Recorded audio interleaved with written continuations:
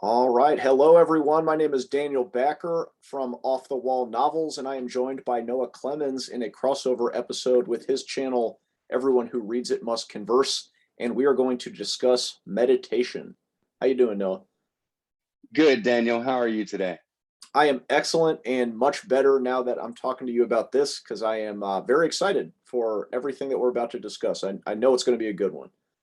Very cool. I'm always excited to talk about aspects of meditation because I love Buddhism. On my channel, there's a playlist of exploration of Buddhism from a Western perspective, and I just have been, into it for the greater, the lion's share of my life. So, what I'm going to talk about meditation is from personal experience, but definitely comes from a Buddhist background, understanding of meditation practice, not just a wider Eastern, because meditation is a practice that is worldwide, but more focused in Eastern,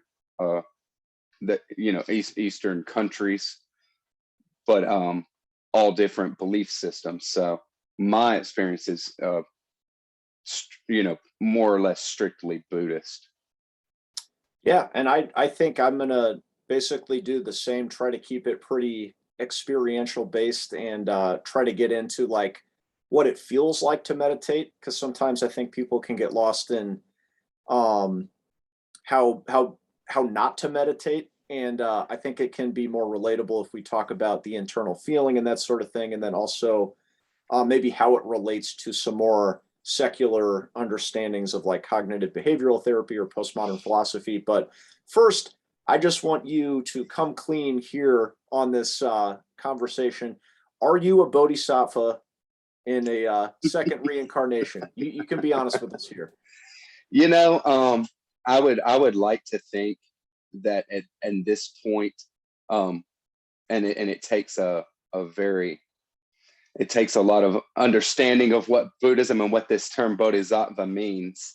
But I would like to think that anybody who has a proclivity to uh, Buddhist ideals and living in a way of virtue, focusing on virtue, which is the bodhisattva path, is just the path of practicing virtue, most notably the perfections, which are the inexhaustible virtues: generosity, kindness, patience, meditation, concentration, and effort, energy itself. That those people are bodhisattvas, whether they realize it or not, and that they are, in a myriad small, insignificant, unsexy ways, making the world a better place and helping out our fellow beings. All right. I'm gonna take that as a yes. But all joking aside, I really do like that answer. Is that and I think that that is something that is kind of at the core of the Buddhist perspective is that it's like it might be true whether they know it or not.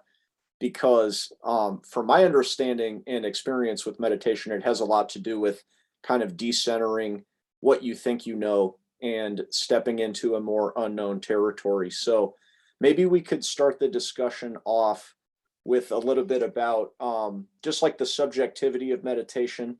If there are any topics that come to mind within that, I could pass it to you, or I could take the lead on that as well.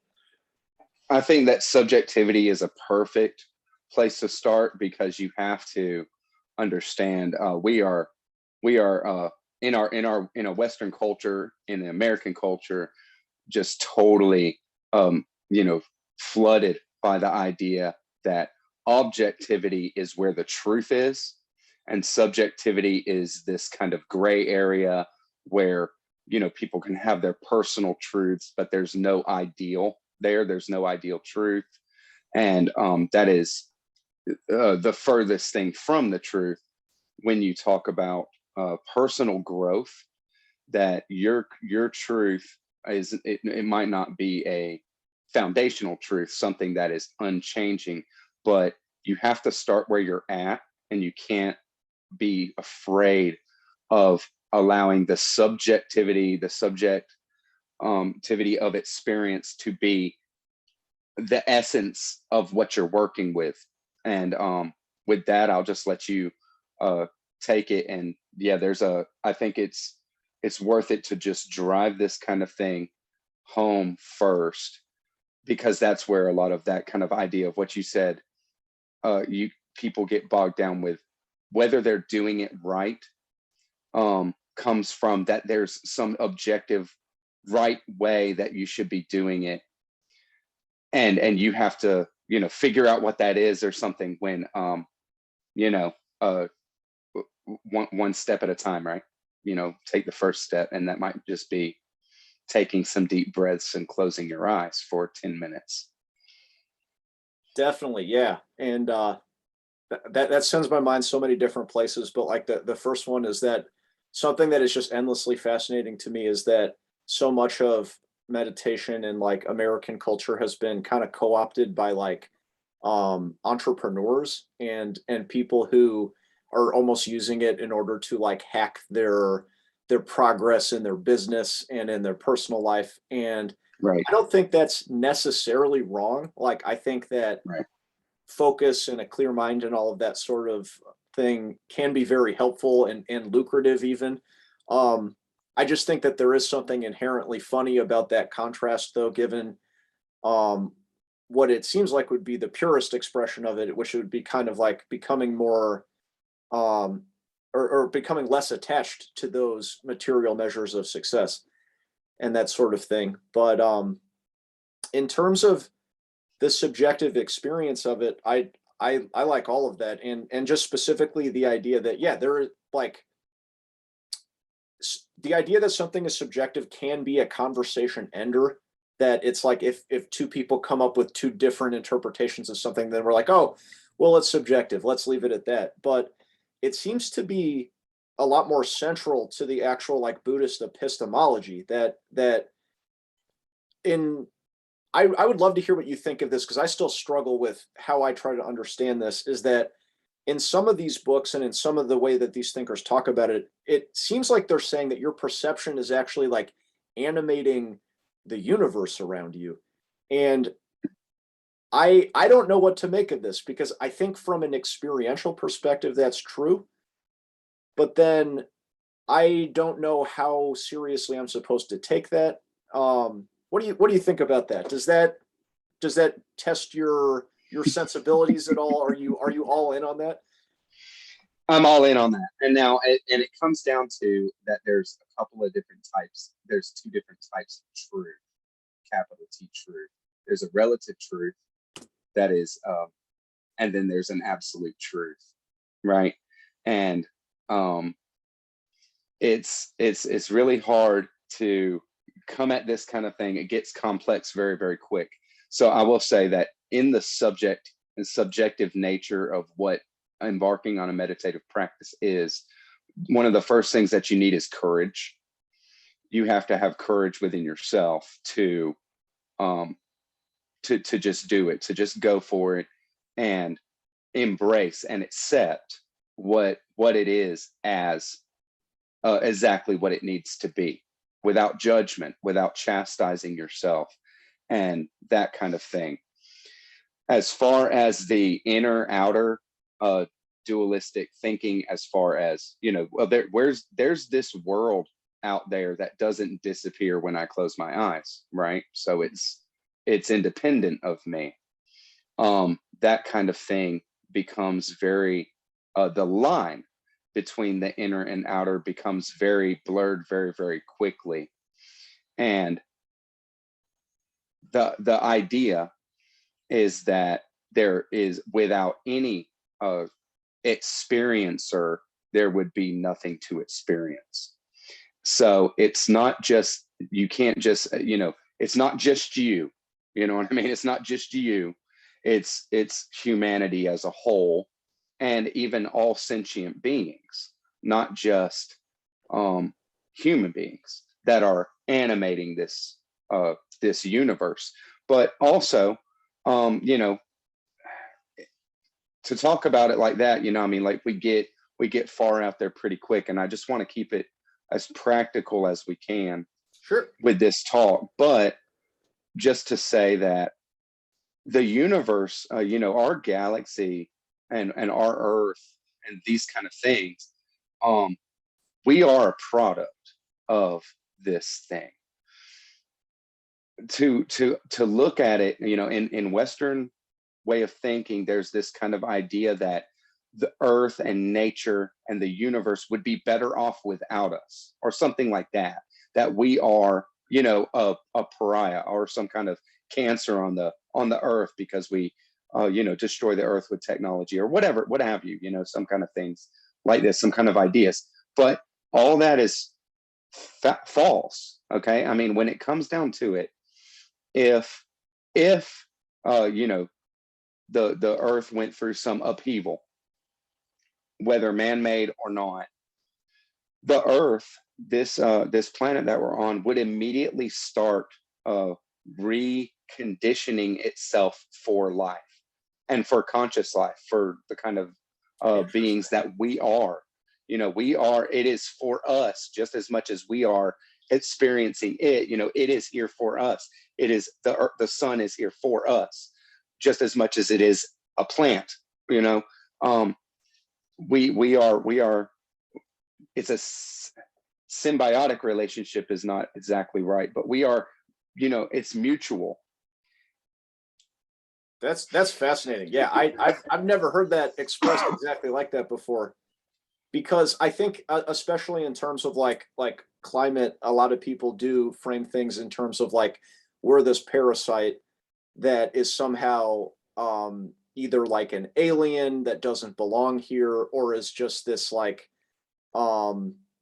this thing that's ruining everything. And so I've never heard anybody mention that it's like, even if we did screw this place up, then the earth would like get ready to go and do it again. So right. Well, it's like, does a beaver or some kind of animals that build something that changes the nature in some kind of way, are they destroying something that nature's trying to do? No, they're part of nature. They're doing something. So like, why is it that what we do is an affront to nature? It's not. I'm not a big technological proponent, thinking that I mean, the amount of the amount of lines up in the air going across my city is absurd. You know what I mean? Things like that. But it's not, we're not, we are a part of nature, and everything that we do is part of what what nature does. We are everything is within the realm of what we should do, what we can do, and what we should do. That kind of thing. I see it like that. That's interesting, and I definitely, I don't want to get too bogged down in any like political aspect of it, because I think it's interesting you bring up the beaver too, because I think that's like Richard Dawkins's example of what he calls an extended phenotype, which I think if we look at that as a metaphor for what humanity is doing, that'd be correct, because Dawkins would object to the fact that a lot of human behaviors are somehow genetically encoded in that same way. But if I understand correctly, for the beaver, that's like in their DNA to go and build those dams. And so Right. from that fundamental perspective, I like that humans as builders, humans as like stewards of the earth is somehow fundamental to our nature. Now, the main question is, how do we steer this conversation back to meditation? Because in terms of, I love the groundwork. I love the subjectivity of all of this. So like, I think I would almost want to do another episode just on like the cosmology and the Sure. It's a fascinating thing, but I can tell you how I kind of can see, because it has to be very subjective and personal. Mm-hmm. So how we look at the outer as unbelievably complex or crazy and not understandable that it is that the reality is a mirror. The outer and the inner are two sides of a coin. Your inner self that's what meditation, kind of strengthens your inner self, and then your outer perceptions. They're a mirror of each other. So there's nothing that humanity is doing that doesn't have some kind of analog inside, as within, so without, that kind of thing, right? So in meditation, you do this kind of thing where you are always becoming mindful of the boundary, a boundary of some kind. And a lot of times that boundary is the boundary between inner and outer. Take breath meditation, for example. If you're just sitting and focusing on your breath, then you're going to become keenly aware at some point, maybe after a month, maybe after 6 months, maybe a year. Who knows how long it'll take for each individual person? It's subjective. But you will become keenly aware of the boundary, that air that is coming into your being, where it stops being air and starts being breath, and stops being breath and is returned again to the air. And is there any difference between that what that is when it is outside of your body or inside of your body? No. You know what I mean? It is there, but you, and there's this process and this relationship going on. And that's why I say all the boundaries become fuzzy, if not arbitrary. And then you grow through these kind of things. And what's the way that you want to grow is being more aware that distinctions are not set in stone, and not something that you make your judgments and run your belief set on. Okay, I like that a lot, and especially that idea, which I feel like has been coming up a lot for me recently in these things that I've read about it, of zeroing in on the like space between two different things. And so within like the Tibetan Book of the Dead, for example, they're all about trying to, zero in on the space between being asleep and being awake, the space between being dead and between being alive. And The I think Barda. what's that? The The Barda. Barda. That's right. Yeah. So it seems like this is what sort of brings that breakdown of objectivity, because it seems like objectivity is much more about the notion of a thing, like without the other like blurry edges around it. It's like the notion that, and specifically for Buddhism, it would be like the idea of a self. But whereas you're saying with this breathing technique can show you experientially that everything that we take to be a singular thing is actually like a between, like a fluid transition between two or probably like infinite processes. Right. So That is very complex causes and conditions, that nothing is independent. That's the main thing, that nothing is independent and of itself what it is independently. so it seems that like one of the things that I'm getting a renewed interest in right now is that a lot of the things that can cause you suffering in the Buddhist framework are the illusions that make you think that you are independent from everything else. And so it just for like a personal anecdote of my own, that I had heard this stuff before about like, oh, the unconscious mind, the idea of having like, Freudian trauma and things like that. But something that really struck me was when and this came from a cognitive behavioral therapy approach, but it led me more into meditation, was that I was led through the process just through like a basic YouTube video of identifying a negative emotion and then following it to see what sort of belief was underlying this negative emotion. And again, I'd heard of the unconscious mind. I knew that on some level, things that I was not directly aware of could influence my experience. But it was another thing entirely, really in the moment, to realize that the unconscious belief that was guiding my behavior, I had no idea about it. And so, because so often when we hear the word belief, we think like an active thing that we would report to someone if they asked us about it. So what's your take on these ideas of these beliefs about ourselves that drive us and then cause us suffering?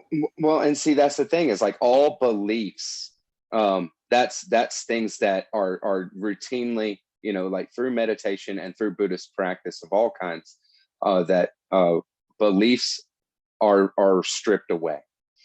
You have this belief, and the main thing is that you're an independent being. I have this, I have that. I'm just this body. I'm just this, what's between the ears here, and that's me, and that's not anything else, and everything else is independent. I'm independent from everything else, and that kind of thing. You break that kind of thing down, and you make it very, very fuzzy, and the inner and the outer become enmeshed, and this kind of thing. But as much as you say, and I'm saying, and I'm saying it because it is in Buddhist literature, and the kind of thing that is pushed out there of breaking free of yourself and this kind of thing. But you can never do it. You can never ever really do it, because you are in your own body. So there's never a real idea of going into some kind of ethereal beingness and being in the world as everybody, meeting people, and oh, I'm you, and you're me, and interacting like that and stuff. So the teaching is to learn the arbitrariness of the line, that the belief itself is where the problem is, that these lines and these distinctions are are false, that they're a falsehood. And that doesn't mean that there's no differences. I mean, of course, I'm not my house and this wall here or something, and there are differences, but we rely on these things to be what we are.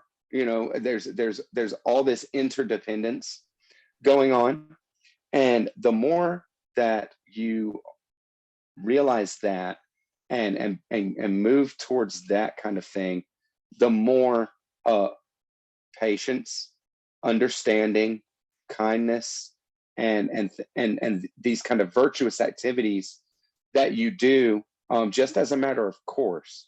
And this is the way to be a more integrated and fully aware, understanding human being. And that's what it's really about. It's about growth and development. That's what it's really about. It's not about realizing some great huge truth that then you can tell other people or something like this. It's about being a better, a more virtuous person, and in your being, making your life better and everybody else's life better that comes in contact with you. That's it. Now, that is it. But I feel like I am guilty of this, and other people are guilty of this too, is that you hear some fantastical stories about the experiences that you can have on the way to that virtue, because you are developing like a keen awareness of your consciousness and the things that go on in your mind. And a lot of times, sure, you show up to sit down and watch your breath or watch your thoughts, but like you can get into some pretty psychedelic states. And I get that that's not the goal, but I'll admit, like when I first heard of this stuff, like that was definitely what drew me to it. It's kind of like Yeah. you come for the fireworks and then you stay for the virtue that comes with it. And maybe Right. it's because I'm still new to it, but I have you had any experiences that you would care to share that might not be the most like virtuous goal of the meditative Oh, sure. experience, but And I mean, yeah, it's just a thing of trying to keep it practical with like what the goal is. But the experience that you're going to have in meditation is all I mean, everybody's going to have all different kinds of experience. I've seen, colors. I've seen all kinds of visuals and things like this. I have had certain types of even uh, like like visions of personages in ways. And these kind of things are, I mean, I understood them to be archetypal, just being just kind of embodiments of what I perceived ideals to be, or something like that, or just power, different power, of the power to, um, give all the time, something like that. And it's just these kind of things, when they come, they're cool and for themselves. And then what you take from them, that's the main thing. You know what I mean? That's the Okay. main thing of what they mean, is like, what do you take from them? You know, because there's a lot more to what we're capable of in our minds than, I mean, we could probably ever get to this day and age, because there's so much overstimulus. And what meditation is cutting off all the senses and stimulus. And even if we did it as much as we could possibly do, we can't get anywhere close to somebody who didn't have any lights, didn't have any electricity, lived in a Sure.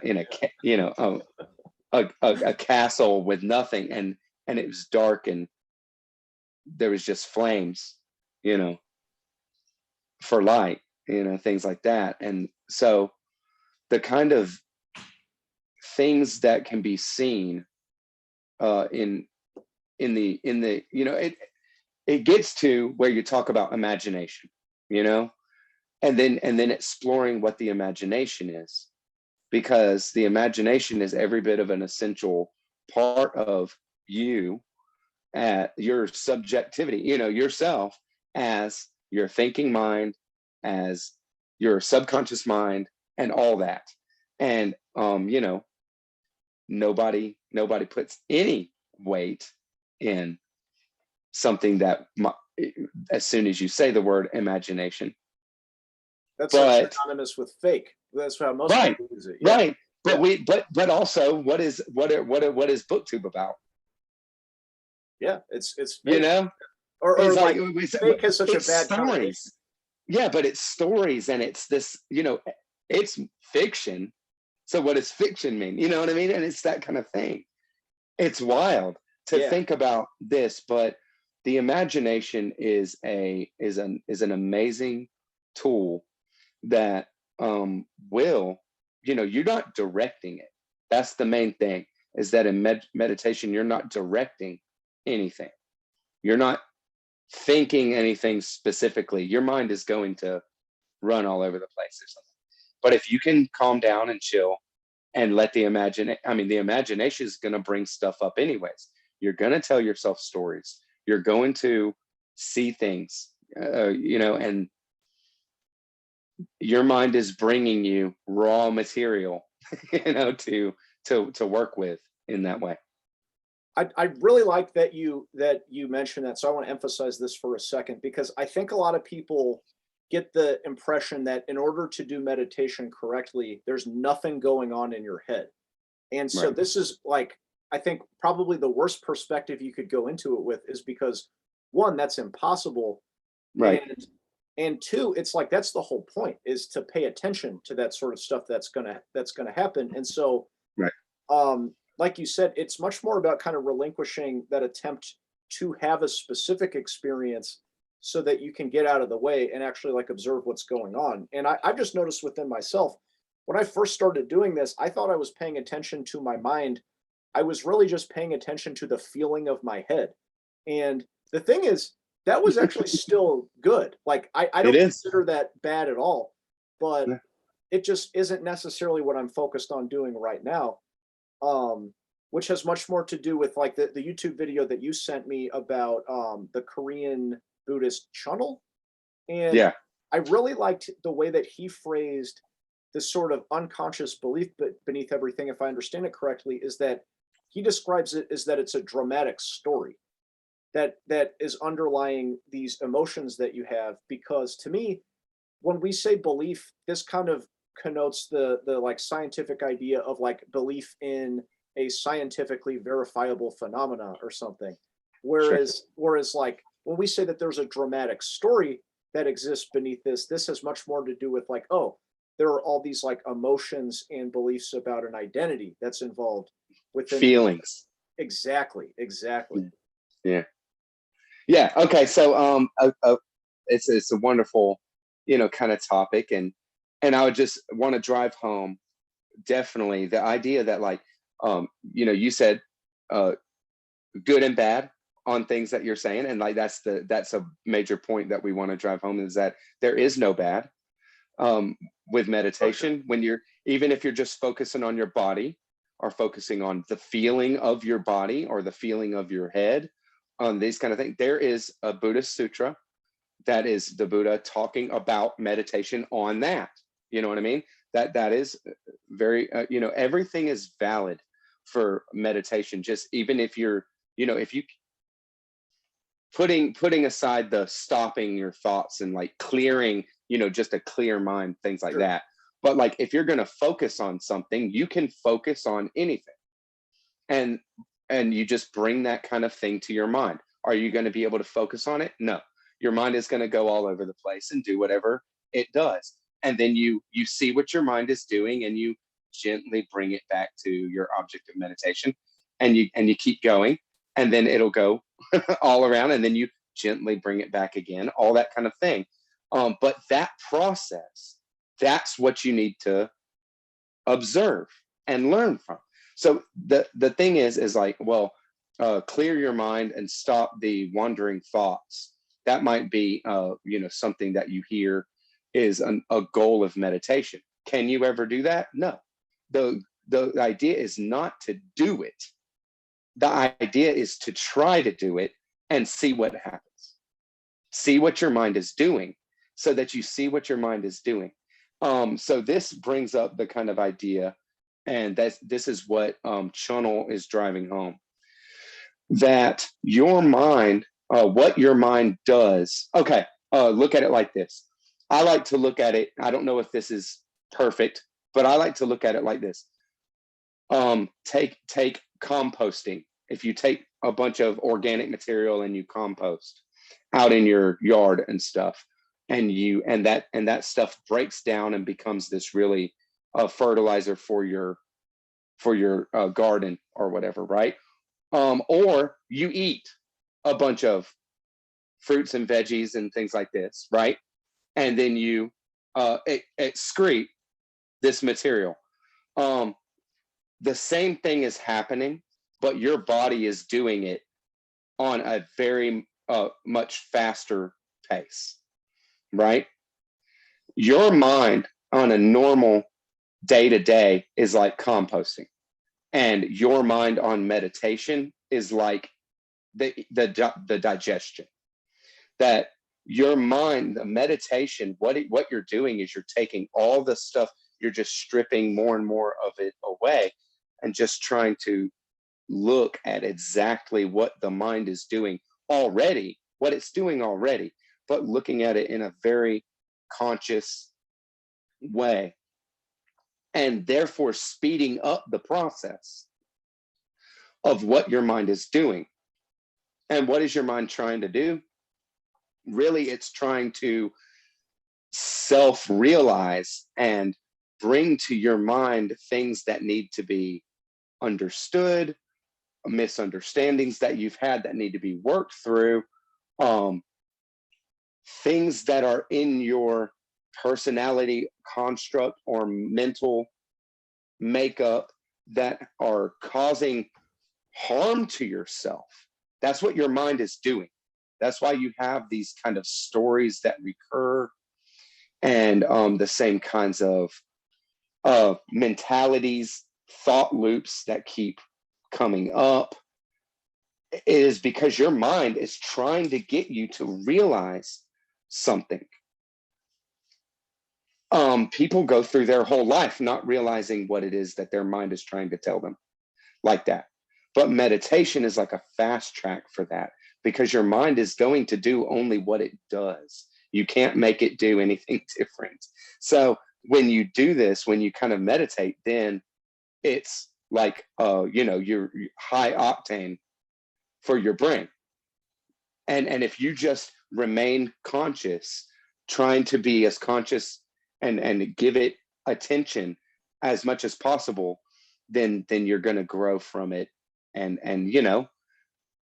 it's no superhuman feat. It's something that, like, you get better at with time. It's a skill. It's not something that I couldn't tell you how to do it for yourself if I tried. You know what I mean? Because the inner workings are the substance. Your inner personality is the substance that you're working with, and our mind is the tool. And it's that kind of slave master relationship with your mind. A lot of people are totally ran by their mind and their already these personality constructs that are so big and built up, and mental constructs that are train tracks in their mind. But you have more power than you kind of realize, and meditation gives that power back to you consciously, makes unconscious processes conscious, is what, and just to put it broadly. There's so much of that I want to talk about, but yeah, I just love all that. But like, I think that the most powerful thing, and also surprisingly the most practical of all of that, is that you can reframe your perspective and to see that your mind is working for you.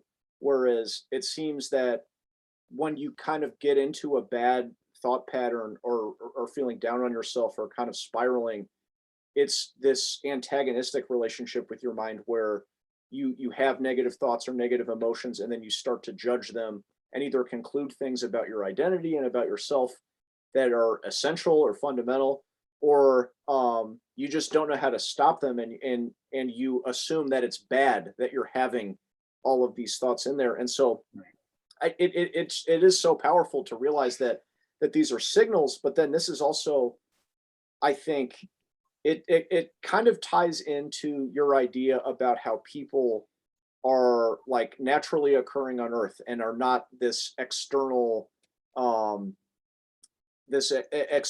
like antagonistic force against it. Is that like people have that antagonistic relationship with their thoughts, when it should be more that it's like, no, this is all building to a process. And this echoes some of these ideas that are occurring within cognitive behavioral therapy too, that the traditional Western perspective tells us that this is chemical and that there's something material in your body that's going on.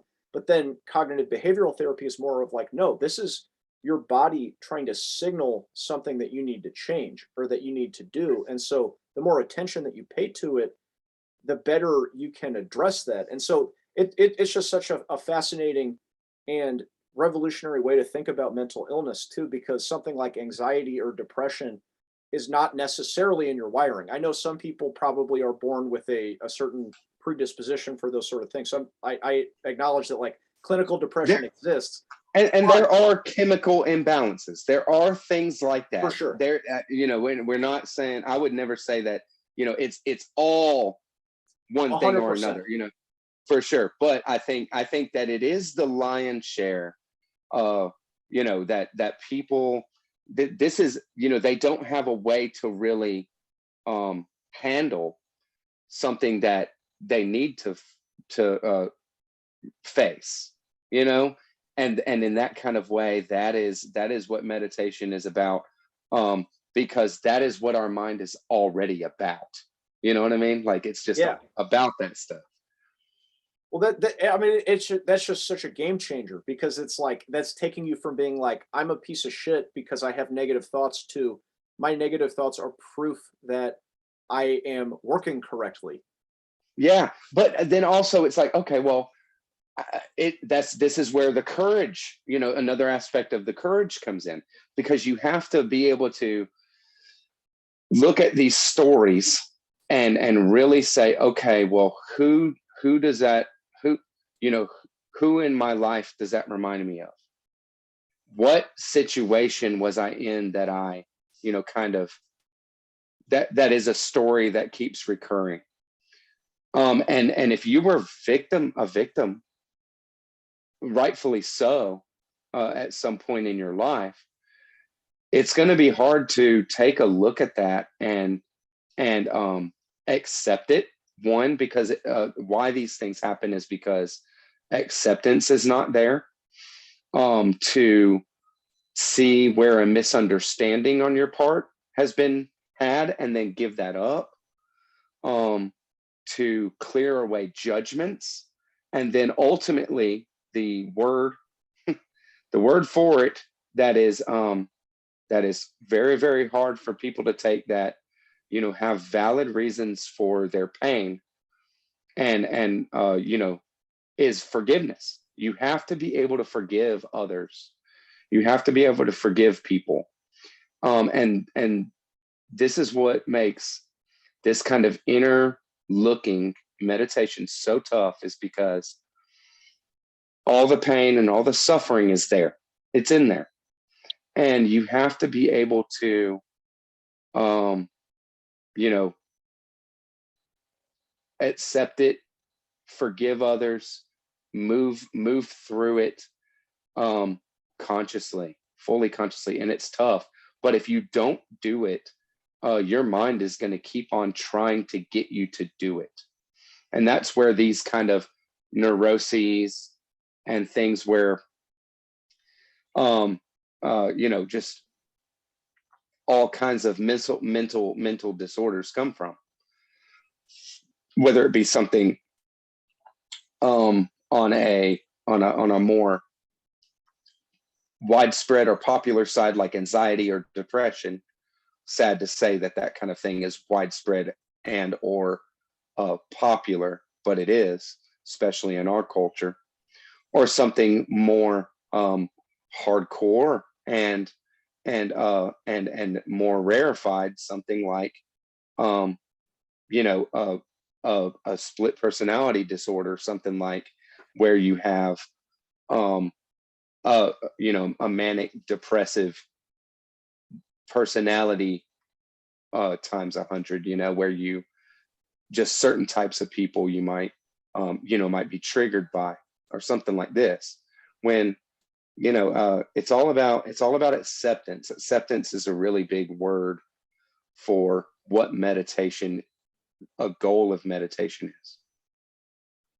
All right. So I have a big question then, because this is something that I thought a lot about recently, that a lot of meditation seems to be about sitting down and observing your mind and your thoughts and negative beliefs that underlie the thoughts and the feelings and things like that. So, is there an analogous process for observing drives and desires? Because I understand like the four noble truths that like suffering is caused by desire and that sort of thing, but I feel I have a more intuitive grasp on reframing negative beliefs. But when it comes to like, is there a reframing process for desires and for, because that doesn't seem to be belief based, you know? Yeah, well, I mean, it's this kind of thing where everything that you're saying can be chalked up to like observing the personality, like your whole personality, Okay. And that's the thing, is like you can try to have this reductionist kind of look at it, but everything is independent, or nothing is independent. It's all one organism. So your thoughts and your feelings and your personality, and it's all your personality. This is what it all kind of comes down to. Hmm. And the main thing is to make that kind of thing not fractured, to make it whole, to where you see yourself as a more, you understand your everything as a more whole kind of being. But see, the approach to desire is another one of those things that I kind of talked about earlier. Okay, so like you want to have no desire, right? Because desire is the root of suffering. Not no desire, but I'm saying like as a goal, you know, desiring things, wanting what you don't have, that's a root of suffering. Sure. Not wanting things that are in your experience right now, that's a root of suffering. So, you know, just the desire, the things that are in yourself, if you could just, you know, just accept, be more accepting, then you would be less suffering or something like that, right? But you can't do that. You can't not desire, because even the desire not to desire is what you're gonna get to. Even like, I mean, there's Buddhist sutras on that, on desiring not to desire, and what that kind of thing is. And so this is a kind of thing that is, again, it is part of what makes us human that we have to understand. It's not about breaking free. It's not about doing a certain thing with it. It's about having understanding of it. And how we understand it is by saying no to it and seeing what it does. You know what I mean? You don't understand something better by indulging it all the time. You have to, you know, if say there's an addiction, you know, the best way to break free of an addiction, any addiction, and it's across the board, no matter what it is that you have a compulsion to do, is when you feel it, sit there, quiet, sit still, and just say, I'm not going to do that. And just sit there, breathe, and see what your body does, see what your mind does, and see what happens with that. And watch that desire go through your body. Watch that desire work itself through your mind and in your personality.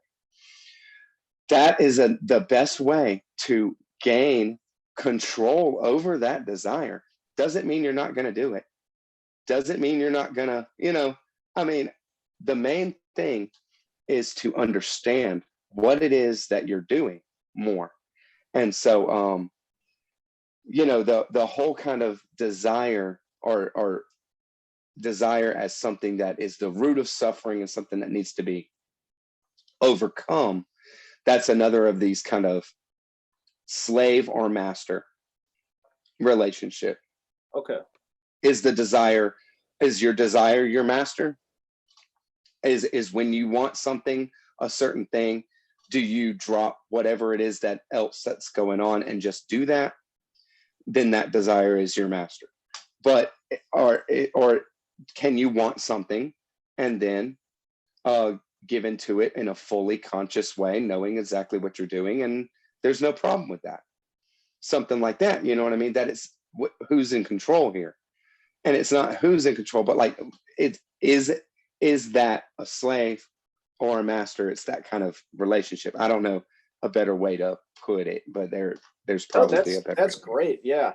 Well, because it's like, because I understand that in terms of desiring like an actual thing, because then there is this kind of like subject object relationship with it. But then Right. I'm also curious just about like the literal internal feelings of desire in themselves, just as like the sort of like aimless desire, just the like the sort like wanting something that you don't know you want, those kind of like really abstract conscious, because it's like when you're hungry, you're hungry for food, you know. But it's like if you feel an internal lack and you don't really know what would fill it, is there any sort of like save me, Noah, what do I do? Well, I mean, it's a wonderful thing. It's a wonderful question. And it's just that kind of thing where, man, we all feel, I mean, I think that nobody is alone in the feeling of that there is unfulfilled potential, where there is something that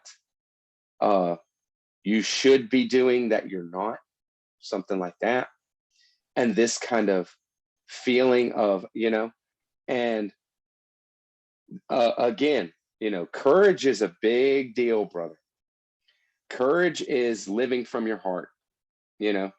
Core comes from the Latin heart, and having courage is living from your heart, living not by this rational I can't do this, I can't afford it, I shouldn't do that, somebody would be disappointed in me or whatever, but living from it's so hard because what words do you use? But I would say living from a passionate place, from a place of going after what you want in your heart, which is desire, right? Like that's desire itself, right? So the distinctions, there's not a good way, you're never going to break free of desire. But how to work through that kind of thing, I would say, really, you meditation can do it. Meditation can bring you, I would say, in my experience, that it can give you an answer. You give yourself an answer, but it comes from this kind of an intuitive, almost imagination place, where it will just come up. You have to just give it space, give it silence, and you just within yourself, you smile and you say, what is it that I really want right now? Like, really, what do I want? And you sit there and you chill and you smile at yourself and you just be with you. And if it doesn't come up, you say thank you and you get done and you do it again. I don't like that last part. I want instant gratification. What the right. heck? I gotta do this more than once. This is and that's the thing. It's all a process. Meditation is a big process, and it drives home the idea that everything is process. There's not any, there's not any push a button and get insight. No,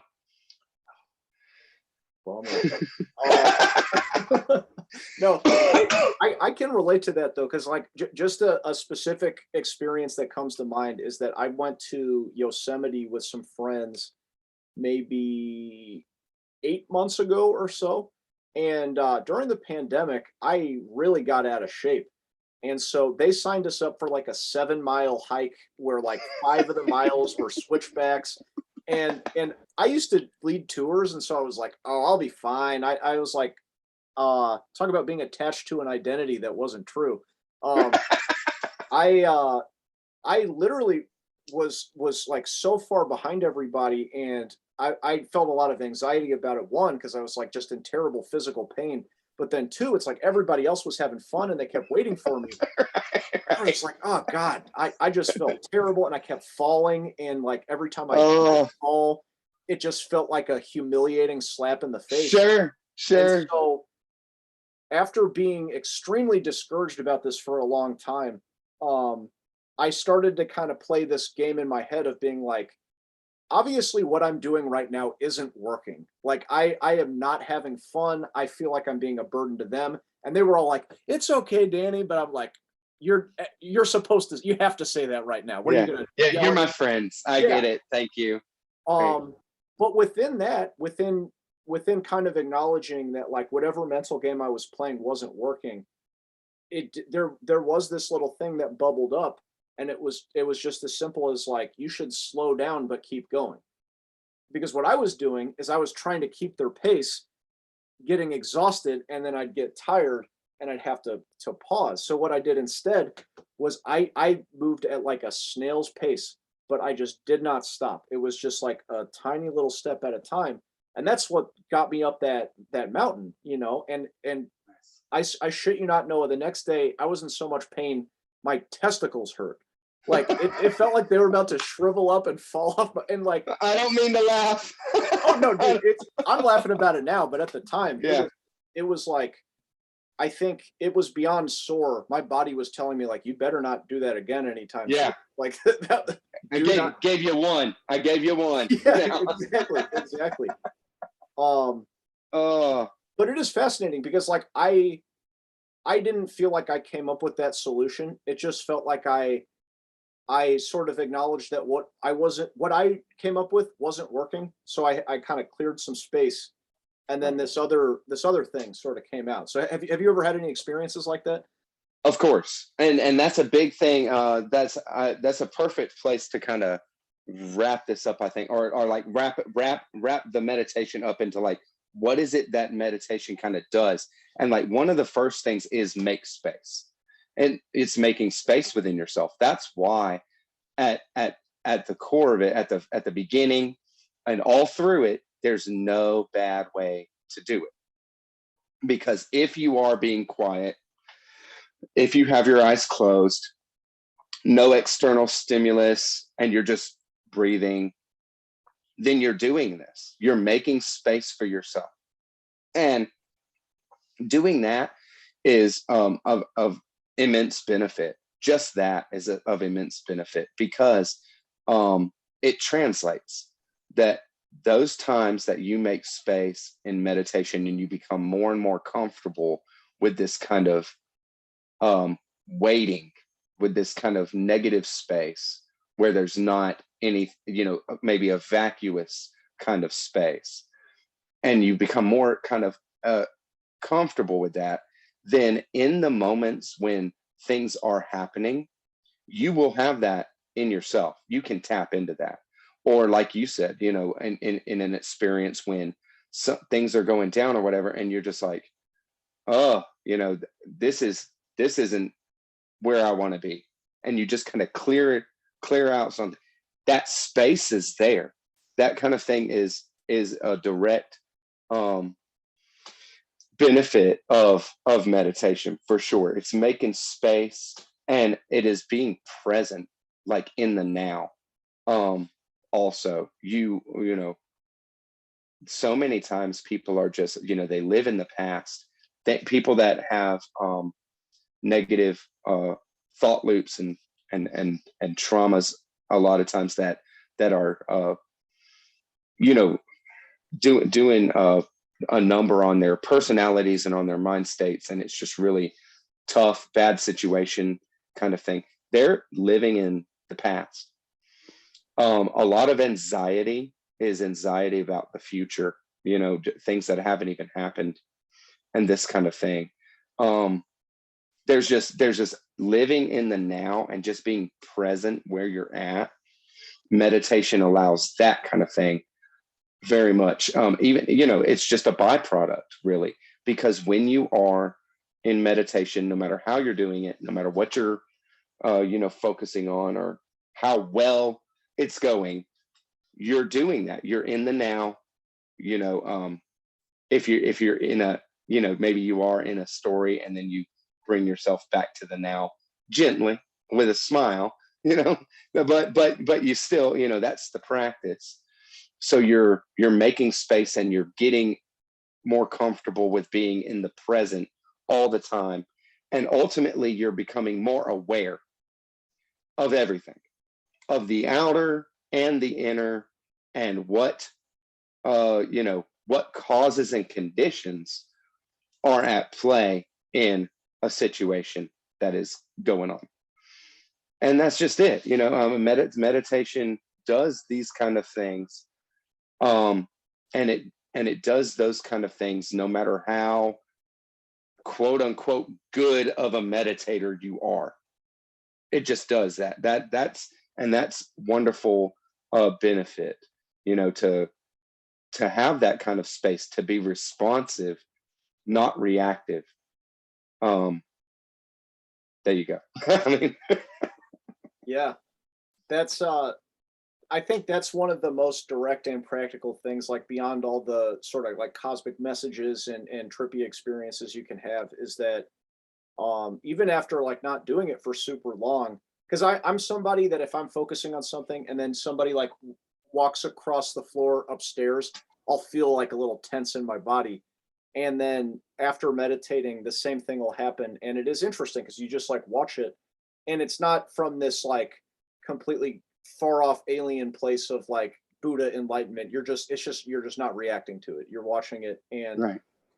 And then the other thing I wanted to point out too is just to sort of underscore that point of that it's all about awareness, because sometimes I'll say other people, but like I confuse awareness with like information. That that if I'm aware, that means I know a lot of things. But awareness is more of this like sort of passive experience that's like open and expansive. And so that is the current goal to cultivate that more. And so I guess if I could end with a brief question, is there a more specific goal that you have in your meditation practice right now for the time that you've been doing it? Well, I'll answer your question, that's for sure. But I will say that like all the experience of like any kind of extra, extra sensory kind of experience you might have and things like this, they serve as well, to understand that you are significant. The materialist reality, the scientific materialism will tell you all day how insignificant you are and how insignificant this planet is, which is just, there's nothing more unscientific than that, to tell you the truth. Because where is it observed that, we're not, what this universe is doing? There's no other intelligent beings, conscious beings that we know of, that with all of our looking and all of our everything, what is the point? I mean, to all observation, we are very we have a lot of purpose. We might not know what that is, but there is a purpose to us being here. And that there is just something more than that. It shows and drives home in a subjective, personal way that there's more to being a human being than just a meat suit floating on a rock around a ball of fire, around a bigger ball of fire, around a black hole. You know what I mean?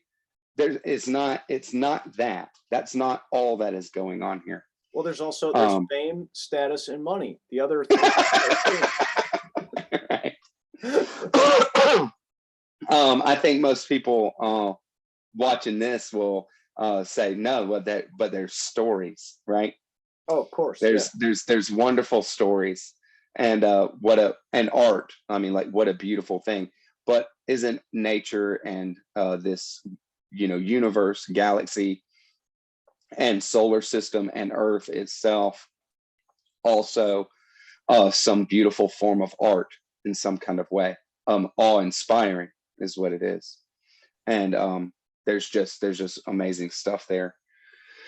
But I will say that a goal, okay, so to your question, like, is there a goal for me in my practice? Yeah, I mean, there's always goals, but the practice is practicing the perfections and becoming more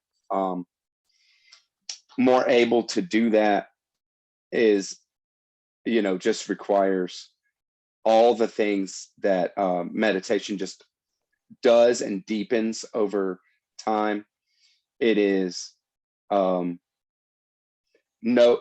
that my life is not mine, just for me, and being a dad and being a family man, but also how I am with just people that I meet and stuff like that, drives that kind of thing home more. That I'm not here. I don't work just for me. I don't do what I do just for me. It is for others just as well, and that kind of thing. And so dissolving even more that sense of self, that kind of thing is always a goal, not being so self-referential. And even though I've you know had a modicum of, I think, quote unquote success in that way, where I do feel like I can be looking at, I be more empathetic, see, and see from, not my life and things, not from a just a self-referential point of view. It's never there, there's always more.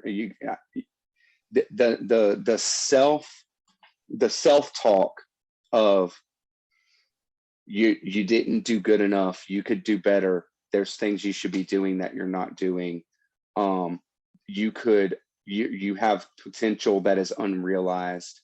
That kind of stuff never stops. It becomes more and more understood, but that kind of thing, understanding that more is probably, that right there more is probably my top goal. Just understanding that, just the knowledge that everything you do, whatever you do, is good enough, if you try, and that kind of thing. So Damn. Yeah, I mean that's a phenomenal answer, and I think a pretty good way to end too. I mean, unless you wanna add anything beyond that, well, that's I mean, the goal. I thank you so much, Daniel, for having me on. I can talk about this stuff for hours and hours. It's amazing. But I will say that I would like to just throw in a little bit more, just to say that meditation is not the whole of the story. Like, meditation is not a miracle practice that will do it all for you or something. It takes doing, it takes activity. Okay, meditation is a personal inward tool, a science in and of itself, to grow your inner being and stuff. But it's not all of it. You have to do action, and with that, there has to be a willingness to learn. You have to be willing to open yourself up to whatever comes up like that. You have to be able to say and acknowledge, and maybe even verbally say to others, shortcomings, things that you want to change in order to change them. That's a kind of thing of confession, and you have to be willing to do stuff all the time. Effort and activity is one of the perfections. None of this works without action. You don't grow by sitting still. You can grow a lot by sitting still, but that's like, there's no fruit in that, right? Yeah, that's interesting. That I won't speak at length about this, but I've found that just in starting to do this, it seems like the opportunities in order to act on the information is just infinitely abundant. That, like, as soon as you start to look for it, Yeah. and this is, like, I guess not exactly in that vein, but it just felt like a little wink from the universe that I definitely experience a lot of synchronicities, and I find the more benign they are, the more fun they are, because I'm not trying to apply any secondary interpretation to it. I just think it is what it is exactly. Like, I'm not extrapolating anything, but just the other day I was thinking about this kind of stuff, and the idea came to me that, like, I need to express more gratitude, and I was, like, folding a bag that I use for my lunches that I take to school, and it literally said "thank you" on the front of it. And, like, Yes. again, I'm not gonna, like, Yeah. anything I say beyond that would just ruin it. It just was Yeah. what it was. Yeah. I love it. I love that kind of stuff. And I think you're definitely onto something, brother, with that. Um, the, there's a lot to be said. We could do a whole talk on cosmology and the universe and the inner and outer in that kind of way for sure.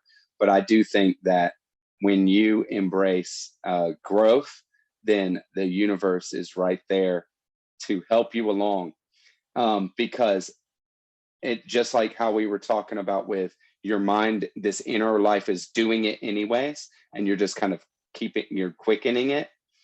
The outer life is like that too. It's the same as within, so without. So if you are not going to help yourself consciously and work on that in an outer way, then the universe is going to give you hardships. You know what I mean? That are gonna make you, it's gonna kick you from behind. It's gonna push you from behind, and it's gonna be tough. If you're doing it yourself, then it's almost like holding your hand and pulling you along or something, something like that. And I mean, there's all this. You can get really quickly into these new agey hippy dippy ideas, but you test it in the fires of experience. I dare you.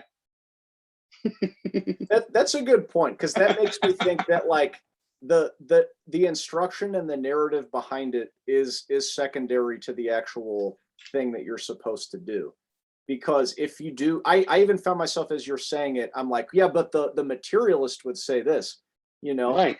And Right. it's like I have to kind of remind myself that it's like the narrative is just the step to get you to do the thing. Right.